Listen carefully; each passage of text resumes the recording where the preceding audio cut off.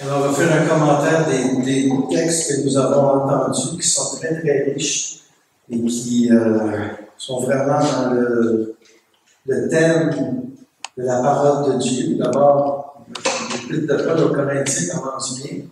Ça s'applique à moi, dans le fond, je n'en reviens pas. Le Christ ne l'a pas envoyé pour baptiser, mais pour annoncer l'Évangile. Alors, si vous voulez être baptisé, il y a des prêtres pour ça.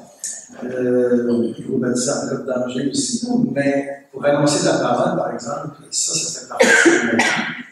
Et comme baptisé, chacun de nous ici, c'est la mission que le Seigneur nous dit. Nous avons annoncé la parole. Peut-être à la fin de la retraite, on va savoir un peu plus qu'est-ce que ça signifie annoncer la parole. Mais il reste quand même que Paul est très très clair. Là. Il parle de lui, mais Paul, c'est le prototype par excellence de l'apôtre, le converti, l'apôtre des nations, et qui, de persécuteur, est devenu prédicateur. Alors, ça aussi, on était un petit peu comme ça, peut-être. On était peut-être persécuteurs de l'Église, à notre manière, mais non. Le Seigneur nous envoie aussi pour annoncer l'Évangile, chacun selon son charisme. Puis, comme il dit aussi, il dit je n'aurai pas un recours à la sagesse humaine. Et ça, c'est mon style aussi. Ce n'est pas tellement je dirais ça, des grands mots ou bien de la grande rhétorique. Non, c'est vraiment le langage de la croix. Et c'est très mystérieux à comprendre parce que la croix, c'est la souffrance, mais c'est qu'on oublie, c'est que c'est de la croix que je dis la joie. Est-ce que nous allons comprendre ça un jour? Parce que c'est à la croix qu'on est le plus unis à Jésus, et c'est là qu'est la joie.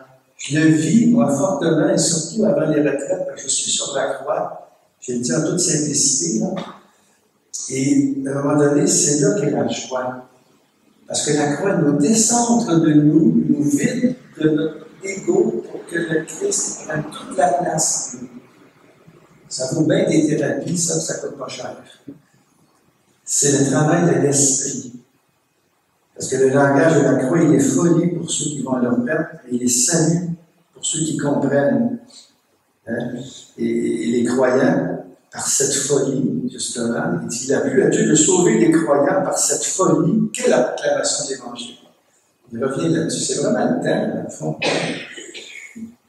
Alors que les Juifs, les Grecs réclament des signes miraculeux, une sagesse, eh bien,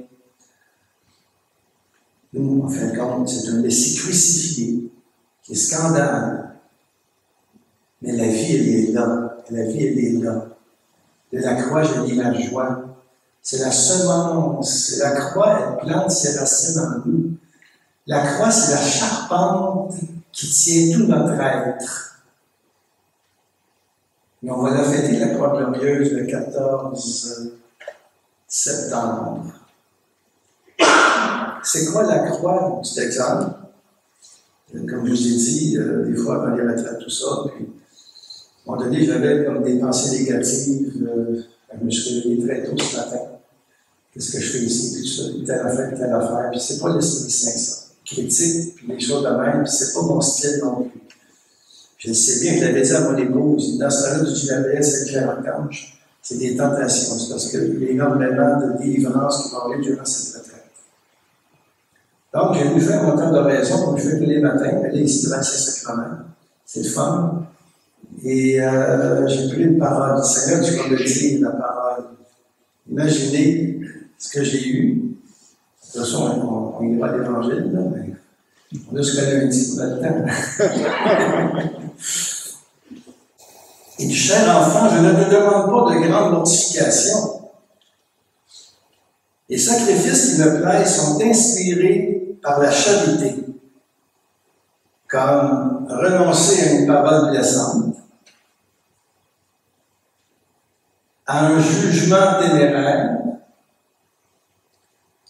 supporter un mot piquant sans répliquer, accepter un traitement dur sans te venger, et beaucoup d'autres petites choses que mon esprit t'inspirera. Seigneur, c'est en qu'est-ce que je fais? Yes. Mais c'est ça la croix. On critique telle chose, on juge quelqu'un, qui se passe dans l'Église, dans le monde, on refait le monde, c'est fatigant à la longue parce qu'on ne sait plus, il n'y en a pas de solution vraiment. Hein? Quelqu'un est dur avec nous, donc il dit attends, mais voyons-nous, il va passer par là. Il y a un mot, quelqu'un nous dit, tout de suite en réplique, les grandes mortifications que le Seigneur demande, c'est de renoncer à toute parole blessante, à supporter un mot piquant sans le piquer, un jugement. Écoutez, ça, c'est du Thérèse de Lisieux tout craché. C'est la petite voix de Thérèse qui en plein ça. Ben moi, ça m'aide parce que je me rends compte que je ne suis pas rendu là.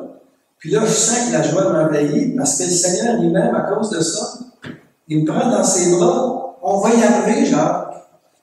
Mais sois vigilant, tiens ta lampe allumée. Et c'est là qu'on arrive à l'Évangile. Ces 10 jeunes filles-là, une parabole que Jésus, justement, bel exemple qui nous montre de ces 10 jeunes filles, qui représentent l'Église, dans le fond, qui est invitée à des noces, parce que la vie chrétienne, c'est une noce. Heureux les invités aux noces de l'agneau. Chaque Eucharistie est une Pentecôte, chaque Eucharistie est une noce, chaque Eucharistie est une effusion de l'Esprit, chaque Eucharistie est une épousaille, ce sont des épousailles. Heureux les invités aux noces de l'agneau, voici l'agneau de Dieu qui enlève le péché du monde.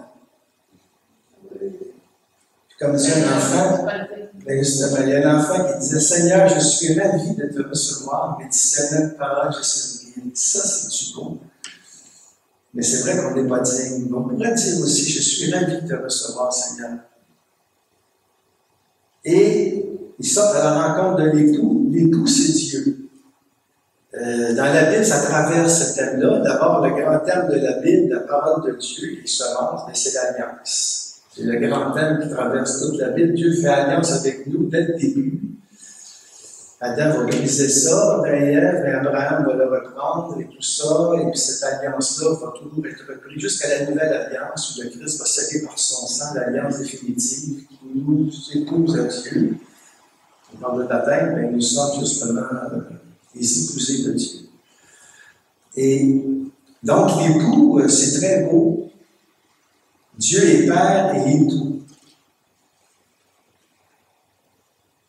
C'est en plein ce que je suis. Père et époux, comme Bernard, comme d'autres, comme les pères de famille, on est époux. Quel beau titre quand même. Le Seigneur ne dit pas je suis théologien et berger ou docteur. Le Seigneur se montre comme étant un père et un époux. C'est pour ça que dans la parole d'Éphésiens, Paul va dire Marie, aimez vos femmes comme le Christ a aimé l'Église. Il s'est donné, complètement. C'est très exigeant, ça, pour nous autres, les hommes. Parce que c'est long, le mariage, ça ne finit plus. Mais bon, une belle alliance, l'alliance, ça fait 45 ans. Donc, il faut toujours renouveler ces noces-là, notre amour. Et c'est ça, puis là, il manque de l'huile. C'est quoi l'huile? Alors, c'est sûr que l'huile, on peut dire c'est la parole. L'huile, on peut dire aussi que c'est la prière. Quand on est vigilant, c'est vrai que c'est ça, mais moi, je pense que c'est l'amour aussi. Pour être véritablement emporter notre huile, c'est-à-dire pour attendre le Seigneur, c'est de ne pas donner des paroles blessantes, de ne pas juger, de ne pas pogner les nerfs, de ne pas répondre à quelqu'un qui nous blesse de façon bête. C'est toujours la charité, l'amour, les petits liens du quotidien. C'est sûr qu'on n'y arrive pas, parce que c'est beaucoup plus dur de faire ça que le chemin de Compostelle. Et c'est pour ça qu'on a toujours besoin du sacrement du pardon, on a toujours besoin du Seigneur, parce qu'il nous reprend, et là, l'humilité entre davantage en nous, et on se prend moins pour un autre. Et là, on est justement, on a notre huile, on est dans l'attente. Et tout à coup, au milieu de la nuit, voici l'époux! Après là, c'est très beau, c'est très poétique. C'est au milieu de la nuit, il y a eu un cri. Voici l'époux. Alors, si on est dans l'état d'amour, tout de suite, on va en avoir de l'huile. Bon.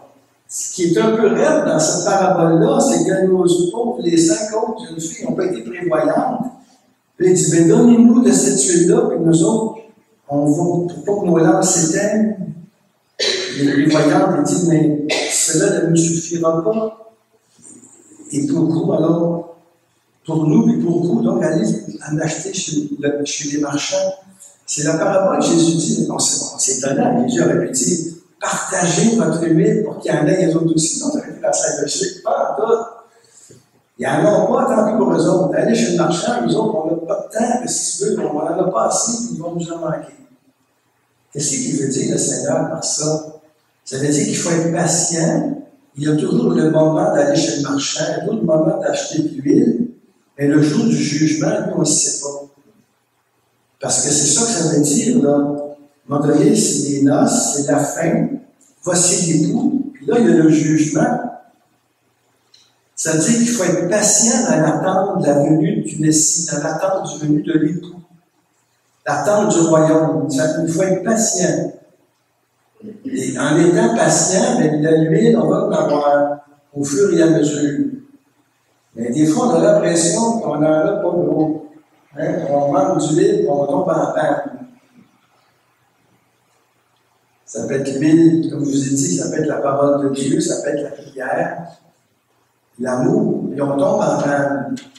Et c'est sûr que quand tu nourris à la parole, puis que tu pries, ça va t'aider, ça, à aimer plus.